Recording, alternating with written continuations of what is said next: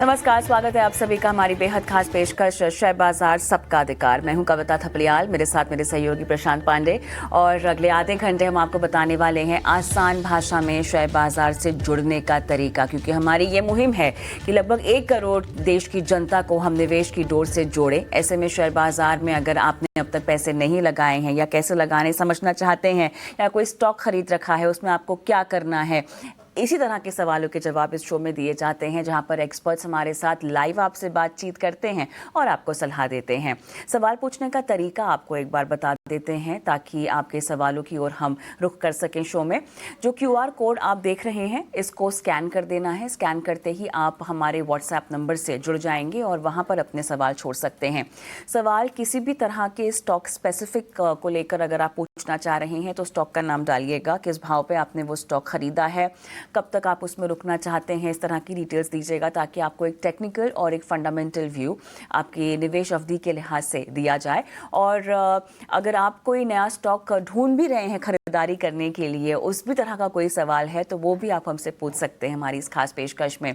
आपके सवालों के जवाब देने के लिए हमारे साथ जुड़ गए हैं सचिन गुप्ता और साथ ही हमारे साथ शरण नीले भी जुड़े हुए हैं हमारी पिछली पेशकश से। और आप दोनों का एक बार फिर से स्वागत है इस खास पेशकश में।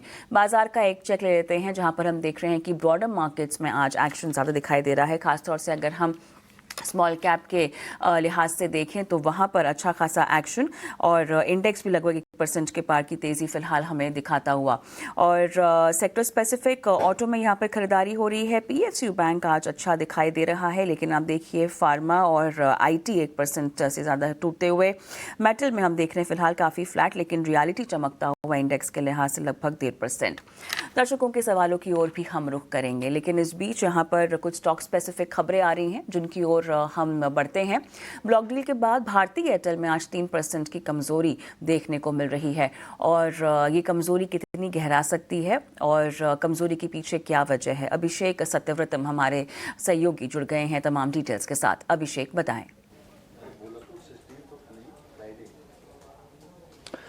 जी देखिए, कमजोरी की वजह यही है कि सिंगापुर की जो पेरेंट ग्रुप कंपनी है सिंगटेल, जो कि भारतीय एयरटेल में मित्तल परिवार के बाद दूसरी सबसे बड़ी हिस्सेदार है, उसने अपना स्टेक को ट्रिम किया है। और ये जो ब्लॉक डील हुई है ये डिस्काउंट पर हुई है। 1.25% के आसपास की हिस्सेदारी बेची है सिंगटेल ने। और उनकी एक सब्सिडरी कंपनी है पेस्टल, इसके जरिए ये ब्लॉक डील होने की खबरें हैं। अब पेस्टल की हिस्सेदारी जो थी कंपनी में वो थी 9.5% के आसपास की। और इसके अलावा भारतीय टेलीकॉम में जो सिंगटेल का जो निवेश है, अगर हम टोटल जोड़ दें तो प्रत्यक्ष और अप्रत्यक्ष रूप से करीब 29.5% के आसपास की हिस्सेदारी थी भारतीय एयरटेल में सिंगटेल की, जो कि सन 2000 से भारतीय एयरटेल में स्ट्रेटेजिक इन्वेस्टर हैं। तो बड़े निवेशक हैं, स्टेक ट्रिम करती है तो थोड़ा सा कॉन्फिडेंस की कमी आती है। और ये भी है कि डिस्काउंट पर डील हुई है, तो 1800 रुपए के आसपास का फ्लोर प्राइस था, उसके आसपास ही ये डील हुई है। और उसके चलते आज हम शेयर पर ये प्रेशर देख रहे हैं। 8,568 करोड़ रुपए के आसपास की हिस्सेदारी बिकने की खबर है। और शेयरों की संख्या की बात करें तो करीब 4.25 करोड़ शेयर कंपनी ने बेचे हैं। इसके अलावा हम बताएं आपको कि जो डिस्काउंट था वो करीब 3.5% के आसपास था कल के बंद भाव से। इसके चलते ये प्रेशर आ रहा है शेयर में। हालांकि 1800 रुपए के ऊपर ही आपको भारतीय एयरटेल का शेयर इस वक्त कारोबार करता हुआ दिखेगा। कंपनी ने JP मॉर्गन को इससे ब्लॉक डील के लिए ब्रोकर नियुक्त किया था। इसके पहले भी 2 बार 2022 में सिंगटेल ने करीब 3.25% हिस्सेदारी अपनी ट्रिम की थी। भारतीय टेलीकॉम को करीब 12,895 करोड़ रुपए में हिस्सा बेचा था। इसके अलावा पिछले साल सिंगटेल ने करीब 0.25% के आसपास का हिस्सा जो है 5,850 करोड़ रुपए में राजीव जैन के GQG पार्टनर्स को बेचा था। तो ये तीसरी बार है पिछले 4 साल की बात करें जब अपनी स्टेक को ट्रिम कर रही है सिंगटेल भारतीय एयरटेल में। सिंगटेल की बात करें तो काफी अहम प्रमोटर है भारतीय एयरटेल के लिए। सिंगापुर की कंपनी है, साल 2000 से ही ये स्ट्रेटेजिक इन्वेस्टर बनी हुई है। और अगर हम डायरेक्ट और इनडायरेक्ट हिस्सेदारी की बात करें तो पहले 29% थी, जो घट के अब 28.25% के आसपास की आ गई है। आपको बता दें कि जो प्राइमरी प्रमोटर है भारतीय टेलीकॉम, भारतीय एयरटेल की, उसमें जो सिंगटेल की हिस्सेदारी है वो है करीब 49.5% के आसपास की। अब उसमें अब 1.25% के आसपास कम कर लीजिए, 48.5% के आसपास की हिस्सेदारी अभी भी होल्ड करेगी। और भारतीय टेलीकॉम की अगर हम भारतीय एयरटेल में हिस्सेदारी की बात करें तो ये है करीब करीब 40% के आसपास की। और मित्तल परिवार की एक और कंपनी है जिसका नाम है इंडियन कॉन्टिनेंट इन्वेस्टमेंट, इसके जरिए हिस्सेदारी है करीब 2.5% के आसपास की। तो ये स्टेक होल्डिंग किस तरह से है भारतीय एयरटेल में, ये तो हमने आपको बताया ही। और मुख्य रीजन यही है कि एक बड़ा इन्वेस्टर है, अपनी थोड़ी हिस्सेदारी ट्रिम कर रहा है और डिस्काउंट पर ट्रिम कर रहा है, इसके चलते आज हम थोड़ा सा दबाव देख रहे हैं शेयर में 3% के आसपास का। चलिए इन सब के बीच में जरा इंडसइंड बैंक पर भी अभिषेक के पास चलेंगे। अभिषेक, इंडसइंड बैंक की जो मुश्किलें हैं वो कम होने का नाम नहीं ले रही। अब बैंक में क्या नई गड़बड़ी सामने आई है?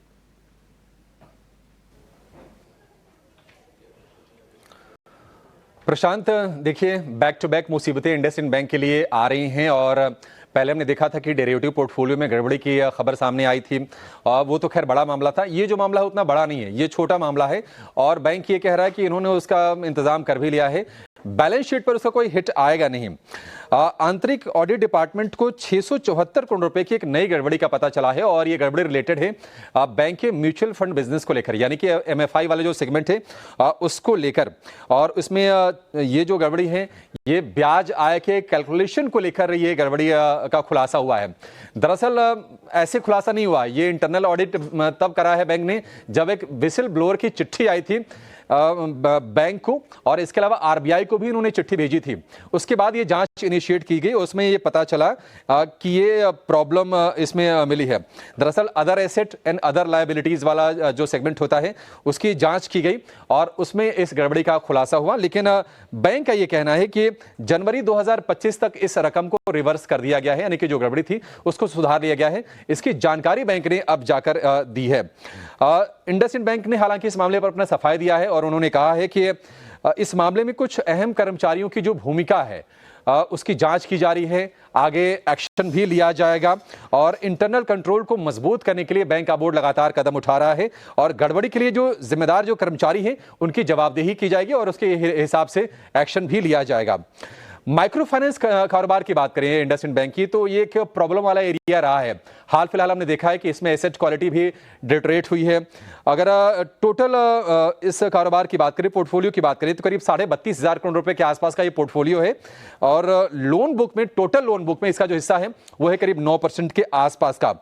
और Q3 FY25 की अगर हम डेटा आपको बता दें तो करीब करीब जो स्लिपेजेस हैं यानी कि जो नए एनपीए हैं उनकी रिपोर्टिंग बैंक ने की थी 2200 करोड़ रुपए के आसपास की।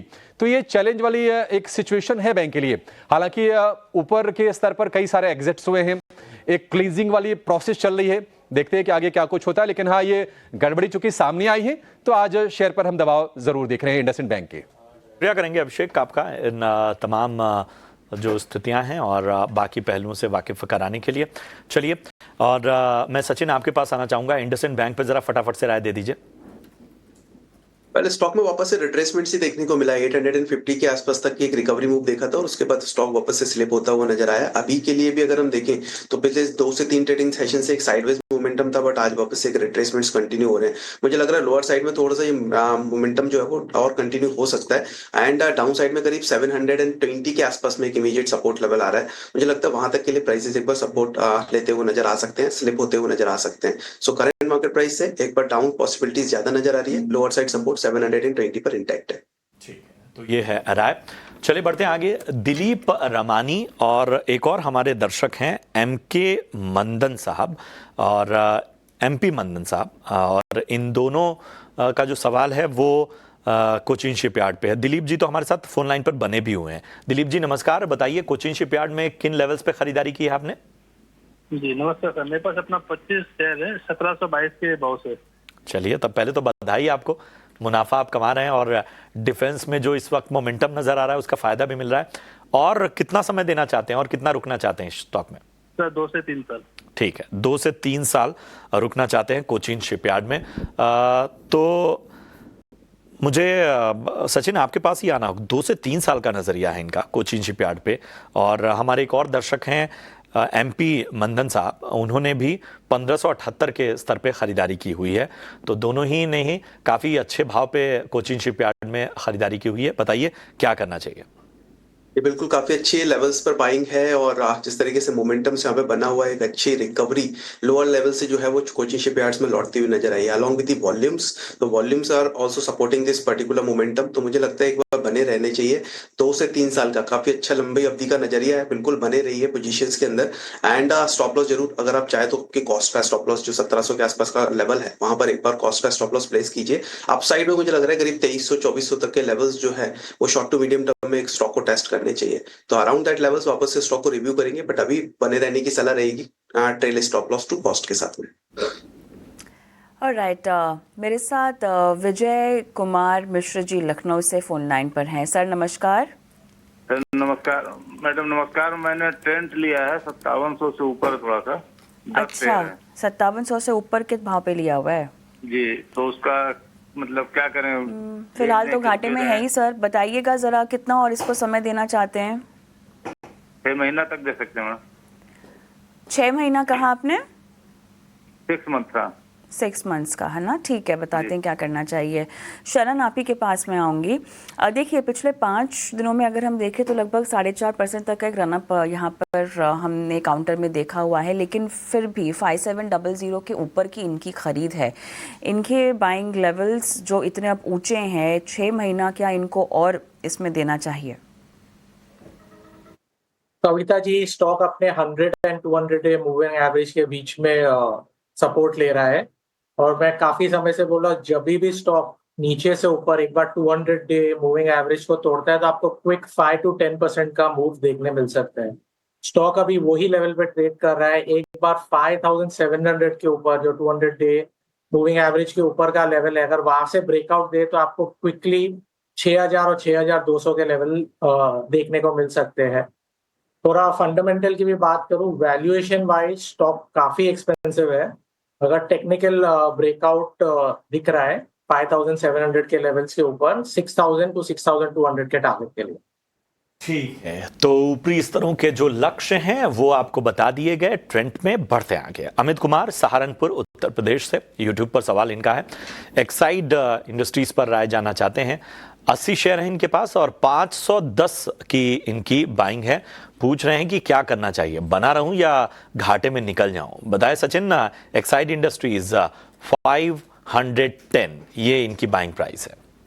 वेल बाइंग तो इनकी काफी ऊपर के लेवल्स की है, बट लोअर साइड से अगर देखें तो स्टॉक में भी कुछ एक रिकवरी मूव्स कंटिन्यू होते हुए नजर आए हैं। प्रायर डे पर स्टॉक की फाइनली क्लोजिंग 100 डीएमएस के ऊपर हमने देखने को मिली है और आज भी जो है वो मोमेंटम अपने इंपॉर्टेंट की मूविंग एवरेजेस के ऊपर ही जो है वो ट्रेड होता हुआ स्टॉक नजर आ रहा है।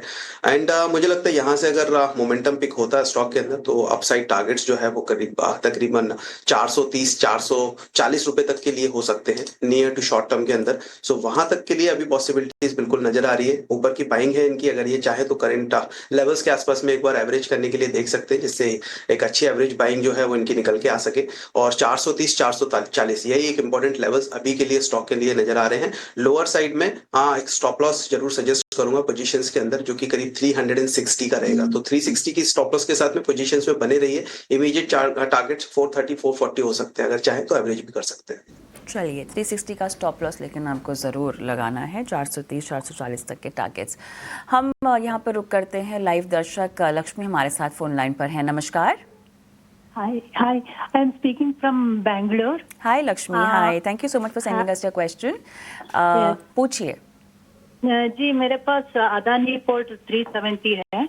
1271 पे लिया हुआ है। अदानी पोर्ट्स की आपने 370 बाइंग प्राइस बताई? हाँ, बाइंग प्राइस 1271। 1271। हाँ, और मजगान डॉक 50 शेयर्स है। हाँ। 3012 में लिया है। 3012। ओके। हाँ। ओके। और एक मैंने भी टेक महिंद्रा भी है। हाँ, टेक महिंद्रा 1612 पे लिया है। ओके। फिर तो 193 share. Got it. And I can hold it for 2 to 3 months। सभी आम 2 से 3 महीने तक होल्ड कर सकती हैं? Yes, all of them, no? Okay. Alright Lakshmi ji, आपका सवाल हम अपने एक्सपर्ट के सामने रखते हैं। शरण, एक एक करके हम देखते हैं। देखिए टेक महिंद्रा पहले 1612, मज़गांव में इनकी खरीदारी लगभग 3012 पे है और अदानी पोर्ट्स उन्होंने बताया 1271। तो पहले टेक महिंद्रा की बात करेंगे तो 1640 के ऊपर एक अच्छा ब्रेकआउट देखने को मिलेगा। स्टॉक करीबन 1700 से 1750 के टारगेट दिखा सकते हैं। आईटी सेक्टर में देखा जाए तो ये काफी कंपैरेटिवली दूसरों से काफी अच्छा परफॉर्म कर रहा है। तो टेक महिंद्रा में तो बने रहिए और 1630 के ऊपर एक काफी अच्छा ब्रेकआउट भी देखने को मिलेगा। और पूरे डिफेंस सेक्टर की मैं जैसे कब से बात कर रहा हूँ, इंक्लूडिंग मज़गांव डॉक, बने रहिए। स्टॉक अपने लाइफ टाइम हाई को काफी जल्दी टच भी कर लेगा। तो मज़गांव डॉक की तो कोई बात ही नहीं होती है, आप बने रहिए, ऑल टाइम हाई पे ही ट्रेड कर रहे हैं। और अदानी पोर्ट निचली स्तरों से देखें तो काफी फास्ट अप मूव दे दिया है। अभी 1425 पे उनका एक रेजिस्टेंस है। 1425 के ऊपर आपको 1470 to 1500 के टारगेट दिखा सकते हैं आने वाले 2 to 3 मंथ्स। तो ये है राय आपके तमाम स्टॉक्स पर मिलती हुई। चलिए बढ़ते हैं आगे और अजय शर्मा जी का सवाल लेते हैं और यूट्यूब के जरिए आया हुआ है ये सवाल। दिल्ली से इन्होंने अपना सवाल भेजा है। बजाज हाउसिंग फाइनेंस पे राय जानना चाहते हैं और एक बार इनकी बाइंग प्राइस मैं बता दूं 161 की सचिन ने इनकी बाइंग की हुई है। 26,700 के आसपास इनको नुकसान हो रहा है और ऊपरी स्तरों की इनकी खरीदारी। बताइए बजाज हाउसिंग फाइनेंस में क्या करेंगे? काफी ऊपर के लेवल्स की खरीदारी और स्टॉक के अंदर कंटिन्यूस जो है वो वीकनेस बनी हुई है। इवन अभी भी देखें तो स्टॉक पिछले प्रायर जो हाई इसने टेस्ट किया था करीब 136 का एंड ऑफ अप्रैल सीरीज में, उसके बाद में वापस से लोअर साइड में 115 तक स्लिप होता हुआ स्टॉक नजर आया एंड आफ्टर दैट एक रेंज बाउंड मोमेंटम जो है वो हम स्टॉक के अंदर कंटिन्यू होता हुआ देख रहे हैं। पर 161 की पॉसिबिलिटीज अभी बिल्कुल भी नजर नहीं आ रही है। मुझे लगता है कि इनको पुल बैक पे पोजीशंस को एक बार एग्जिट करने के बारे में सोचना चाहिए और करीब इनकेस 128 130 ये लेवल्स अगर स्टॉक टेस्ट करता है तो फिर एक बार वहां पर एग्जिट की सलाह रही। चलिए तो आगे बढ़ते हैं और YouTube के दर्शक आनंद ने अपना सवाल हमें भेजा है वोडा आइडिया और अब क्या करना चाहिए। 7.31 के आसपास की इनकी लेवल्स हैं शरण। तो निचली स्तरों से लास्ट वीक में थोड़ी बाइंग विटनेस की गई है, मगर अभी भी स्टॉक काफी वीक है। एक बार अपने 50 डे मूविंग एवरेज जो 7.5 या 7.75 के ऊपर अगर ट्रेड करे तो आपको एक अप मूव दिख सकता है 8 रुपीज के तरफ। बाकी अगर स्टॉक में काफी वीकनेस दिखाई दे रही है, मगर फिर भी 50 डे मूविंग एवरेज के ऊपर एक बार अगर चले गया तो आपको 8 रुपीज या 8.25 के टारगेट दिखा सकता है। चलिए वोडा आइडिया पर फिलहाल ये सलाह, लेकिन हम रुकते हैं छोटे से ब्रेक के लिए। ब्रेक के उस पार जाएं उससे पहले आपके स्क्रीन पर हम ये QR कोड फ्लैश कर रहे हैं जहां पर आपको स्कैन करके अपने सवाल हम तक पहुंचाने हैं। अगर YouTube पर लाइव देख रहे हैं इस वक्त तो कमेंट बॉक्स में भी अपने सवाल डाल सकते हैं। क्लियरली सवाल डालिएगा स्टॉक के नाम के साथ, किस भाव पे खरीदा है, कब तक इसमें रुकना चाहते हैं। एक ब्रेक और ब्रेक के उस पार भी आपके सवालों के जवाब हम दे रहे हैं।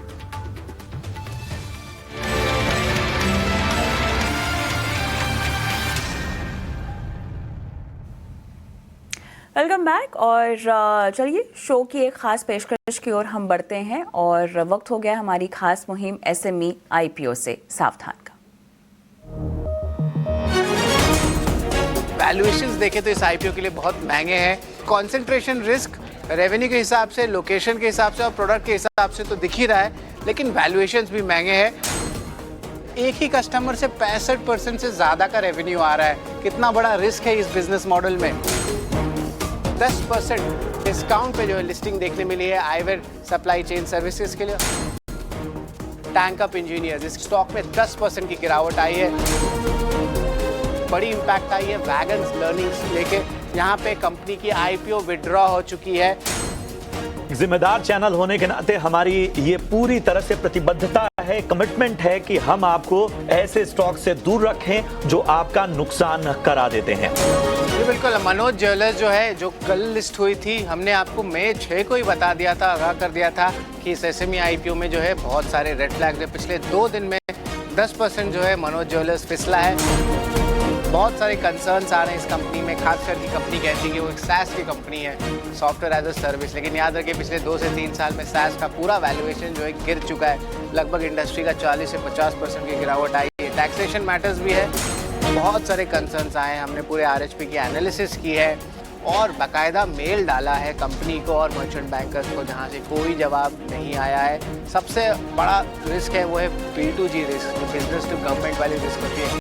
कंपनी के सारे रेवेन्यू गवर्नमेंट कॉन्ट्रैक्ट से आते हैं और सिर्फ गुजरात से आते हैं। और इंटरेस्टिंगली जो डेट है वो IPO साइज से भी बड़ा है, तो ये एक बड़ा जो है इशू है। ओवरऑल जो है कंसर्न्स बहुत ज़्यादा है इस SME IPO में।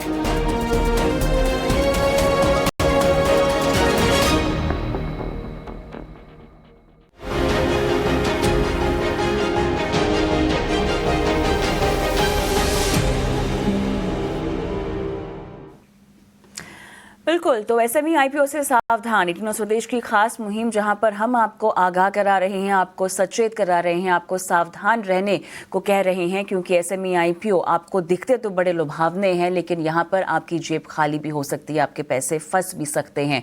और आज हमारे साथ सहयोगी शरद दुबे एक बार फिर से जुड़ गए हैं और शरद, लगातार SME IPO को सावधान करने की कोशिश हम कर रहे हैं दर्शकों को, और आज की हमारी इस खास पेशकश में आप क्या खास रिसर्च लेकर आए हैं, कौन से नए IPO पर फोकस रखना चाहिए? जी बिल्कुल कविता, आपने सही कहा कि हमारी जो मुहिम है 18 स्वदेश में की जो SME IPOs आ रहे हैं, जहाँ पे जो इम्पोर्टेंट कंसर्न्स, रेड फ्लैग्स आ रहे हैं, उसको हम आपको पहले ही नोटिस कराएं ताकि आप इन SME IPOs में नहीं फंसें। तो इस एनालिसिस पे जो है हम ऑफकोर्स RHP देखते हैं और कंपनी को बाकायदा जो है हम लोग मेल डालते हैं, मर्चेंट बैंकर को भी इन्वॉल्व करते हैं। मोस्ट ऑफ द टाइम्स यहाँ से जवाब नहीं आता और आज का केस भी वही है। एक्रिशन फार्मा स्टॉक का नाम है और इनके जो मर्चेंट बैंकर है वो है जावा कैपिटल सर्विसेज। यहाँ पे बहुत की कंसर्न्स जो है मुझे देखने मिले आरएचपी के एनालिसिस में, और ख़ास कर की अगर बात करें तो बहुत कॉम्पिटिटिव इंडस्ट्री में जो है ये कंपनी उतरा हुआ है और घरेलू बाज़ार में अगर बड़े फार्मा कंपनी आते हैं तो ज़्यादा जोखिम इनको एक्सपोर्ट मार्केट्स में आ सकता है, तो इसके कारण जो है एक जो है नेगेटिव इम्पैक्ट आ सकता है इस स्टॉक में। इसके अलावा देखिए इन्वेंट्री वर्किंग कैपिटल बहुत ज़्यादा है, इसका मतलब कि जो वर्किंग कैपिटल इश्यूज़ होती है वो कंपनी में पर्टेन कर रहा है, और जो नेगेटिव ऑपरेटिंग कैश फ्लोज है ये जो है हमारे आंख में लगा कि ये जो है एक इम्पॉर्टेंट पॉइंट होगी जो हम फाइनेंशियल स्टडी करके आपके सामने रखें, यानी कि स्टेबल ऑपरेटिंग कैश फ्लोज इस बिज़नेस में नहीं है। एक क्रिमिनल लिटिगेशन भी आया था प्रमोटर पे, तो ये पॉइंट जो है हमारे आंख में लगी, तो इसने भी जो है हमें पॉइंट आउट किया। लेकिन कुछ पॉजिटिव्स भी है हमारे क्रिटिकल एनालिसिस के बाद जो हमने उसको स्टडी किया। स्क्रूटनी कम है क्योंकि एक्सपोर्ट्स करती है देश में, जैसे कि अफ्रीका हुआ, लैटिन अमेरिका हुआ, साउथ ईस्ट एशिया हुआ, तो US FDA का उतना ज़्यादा प्रेशर नहीं है। तो यहाँ पे जो है इन छोटे एरियाज़ में जहाँ पे रेगुलेटरी इश्यूज़ कम है वो एक्सपोर्ट्स उनको ईजी हो जाता है, स्क्रूटनी कम होती है। इनका इंटरेस्टिंगली जो ग्रुप कंपनीज़ है जिसके बारे में मैंने कहा कि सेम लाइन ऑफ बिजनेस में है, वो एक कंसर्न भी है, लेकिन जो बिजनेस में है वो एक हाई मार्जिन बिजनेस है न्यूट्रास्यूटिकल्स का।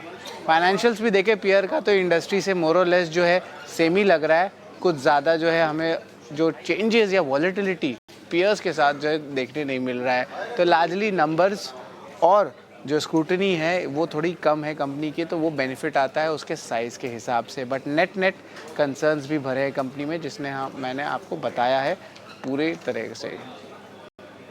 शरद, यहाँ पे तमाम डिटेल्स आपने दी और इसी तरह के SME IPO को लेकर हम पेशकश लेकर आएंगे दर्शकों के लिए आगे भी। फ़िलहाल आपका बहुत बहुत धन्यवाद शरद, और वक्त हो चला है हमारी आज की इस पेशकश को भी समाप्त करने का, लेकिन फ़िलहाल एक ब्रेक भी लेंगे। इसके बाद ब्रेक के बाद नज़र होगी कमोडिटी बाज़ार पर, लेकर आएंगे मुनाफे की मंडी।